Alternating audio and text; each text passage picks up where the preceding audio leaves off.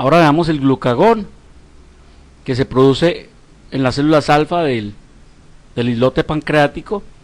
Es una imagen a espejo de la insulina, es su principal contrarregulador, es la hormona del ayuno, mientras que la insulina es la hormona de la abundancia y que nos prepara para las épocas de sequía. Esta es la del ayuno. Promueve movilización y aprovechamiento, es un polipéptido pero tiene una sola cadena a diferencia de la insulina. Se sintetiza como un preglucagón parecido a la insulina. La glucosa y la insulina la inhiben.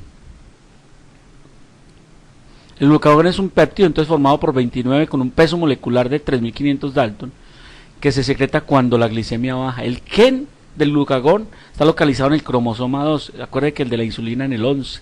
Se sintetiza entonces de una molécula precursora preproglucagón de 21 kilodalton. Los productos del gen son el glucagón, el miniglucagón y la oxitomodulina. Los péptidos parecidos al glucagón, GLP-1 y 2, y la glicentina. La ruptura enzimática de las diversas células que sintetizan dan origen a estas hormonas.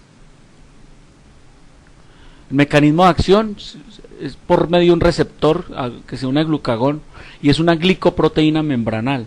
En el hepatocito hay dos tipos de receptores, uno de alta afinidad que es el 1% y el de baja afinidad que es el 99%. La unión del glucagón a receptor activa una glucoproteína, digamos, la adenilciclasa, que convierte el ATP en AMP cíclico, que activa una proteína quinasa A, produce fosforilación proteica. Y otro mecanismo de acción podría ser sobre el metabolismo de los fosfoinocitídicos membranales y la liberación del calcio del retículo endoplásmico. Entonces, aquí tenemos glucagón, se une a un receptor, actúa por medio de glicoproteínas, activando la adenilciclasa, pasa ATP a AMP cíclico, activa proteína quinasa A, luego produce fosforilación de la proteína quinasa 2-fructosa 2,6 bifosfatasa y produce activación de la fructosa 2,6 bifosfatasa 2 e inactivación de la proteína la PFK2, lo que ocasiona un decremento de la fructosa 2,6 bifosfato y lo que lleva a inhibición de la fructosa 2,6 bifosfatasa 1 y estimula el incremento en la gluconogénesis hepática. El decremento produce lo contrario, o sea, decrece la glucólisis.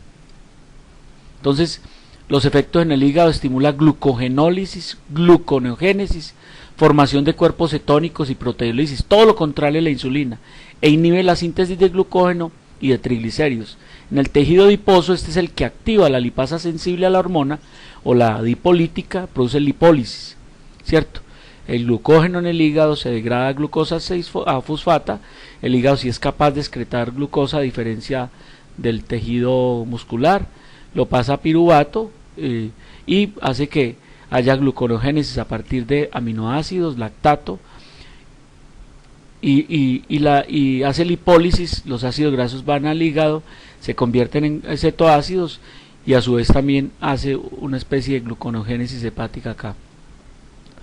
Entonces los efectos del glucagón, entonces sobre la glucosa produce disminución de glucólisis, por lo tanto disminuye piruvato y esta vía enzimática y produce aumento de gluconogénesis a partir del piruvato, del ácido láctico, aumenta la producción de cuerpos cetónicos y a partir de glicerol, lactato y alalina, que son los principales sustratos no carbohidratados, se convierte en piruvato por parte del lactato alalina y el glicerol entra en vía reversa a la vía de la glucólisis para formar glucosa. Esto es la repetición de eso. La regulación de la secreción, los bajos niveles de glucosa es lo principal. La presencia de insulina reduce o modula el efecto para estimular glucagón y en ausencia de insulina la respuesta es mucho mayor, lo que ocurre por ejemplo en el diabético. Ingestión de proteína estimula en su producción, la colecistocinina también la aumenta y la acetilcolina. Entonces la glucosa alta produce disminución del glucagón, ¿sí? La disminución de glucosa aumenta glucagón y disminuye insulina. ¿Sí? Aquí hay disminución de gluconeogénesis, disminuye gluconogénesis, disminución de lipólisis, disminución de cuerpos cetónicos. A nivel de carbohidrato, el glucagón promueve glucogenólisis y neoglucogénesis, y a nivel de lípido genera estimulación de la lipasa hormona sensible o adipolítica, desdobla los triglicéridos en glicerol y ácidos grasos. El glicerol va al hígado y hace gluconeogénesis, y los ácidos grasos también van al hígado o van al tejido graso, o convierte los ácidos grasos en muchos cuerpos cetónicos. Los factores inhibitorios, la insulina, la somatostatina y el incremento en la concentración de ácidos grasos y cetoácidos.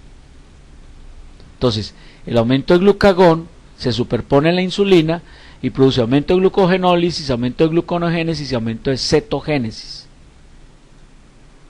Esta es la relación que hay entre insulina plasmática, glucosa plasmática y glucagón. Siempre que glucosa sube, sube insulina y baja glucagón. Siempre que glucosa baja, sube glucagón y baja insulina. Resumiendo, las células de origen del glucagón son las células alfa del páncreas. La naturaleza química es un péptido de 29 aminoácidos. La biosíntesis es un péptido típico. El transporte en la circulación lo mismo que la insulina disuelto en páncreas, en plasma. La vida media es la misma que la insulina, 4 a 6 minutos, la insulina 5 minutos.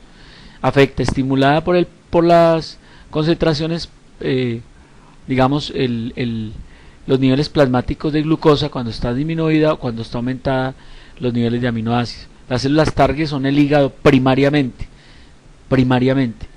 Los receptores es un receptor de proteína G acopladora y actúa por intermedio de la AMP cíclico. Entonces el aumento plasmático de glucosa por glucogenólisis, gluconeogénesis, aumento de la lipólisis, eso es lo que estimula. O sea, eleva la glucosa y produce todo esto. La acción a nivel molecular estimula la síntesis de nuevas enzimas. Regulación de biofeedback, el aumento de la glucosa estimula inhibe glucagón. Y otra información, miembros de la familia de las secretinas, como el GIP y el GLP. Entonces, la disminución de glucosa plasmática inhibe las células beta, estimula las células alfa, aumenta la producción de glucagón, estimula el hígado para hacer glucogenólisis, neoglucogénesis, y cuando es muy prolongada la hipoglicemia, como en ayunos prolongados, hace cetogénesis. Entonces, la gluconeogénesis aumenta la glucosa plasmática y produce un efecto biofeedback negativo sobre las células alfa. ¿Sí? Somatostatina, un comentario breve. Es un polipéptido de 14 aminoácidos, produce las células delta, estimulado por cualquier nutriente a través de hormonas digestivas, glucagón, agonistas beta. La insulina inhibe la secreción mediante un mecanismo paraclínico, inhibe la secreción de insulina y glucagón, es un regulador local de los dos. La función es modular o limitar la reacción de la ingestión de alimento. Ese juego entre insulina y glucagón lo regula la somatostatina. Entonces la síntesis y funciones es una somatostatina de 116 aminoácidos, a prosomatostatina de 92 y a somatostatina doble cadena de 14 y 28. Factores que afectan la secreción: lo estimula la glucosa, los aminoácidos, algunos péptidos, la colecistocinina, la gastrina, la secretina, el glucagón, y la inhiben los ácidos grasos, los agonistas alfa-adrenérgicos, la galanina. Y las funciones en el páncreas: tiene una inhibición paraclínica de la secreción de insulina, glucagón y el polipéptido pancreático. El polipéptido pancreático, que lo producen las células PP o las F, producido por células F o PP, que son numerosas en la cabeza del páncreas. El gen del cromosoma humano, que lo codifica el 17, es un prepolipéptido pancreático, luego propolipéptido pancreático y luego un péptido pancreático. ¿Quién lo estimula? El principal regulador de la secreción es el nervio vago, que es la acetilcolina, arginina, el ayuno, el ejercicio y la hipoglicemia. ¿Y quién lo inhibe? La atropina, la somatostatina, la glucosa y la somatostatina. Perdón, aquí se repite. Funciones: inhibe la secreción de insulina y somatostatina, inhibe la secreción de jugo pancreático y la secreción ácida gástrica, reduce la motilidad intestinal y retrasa la digestión.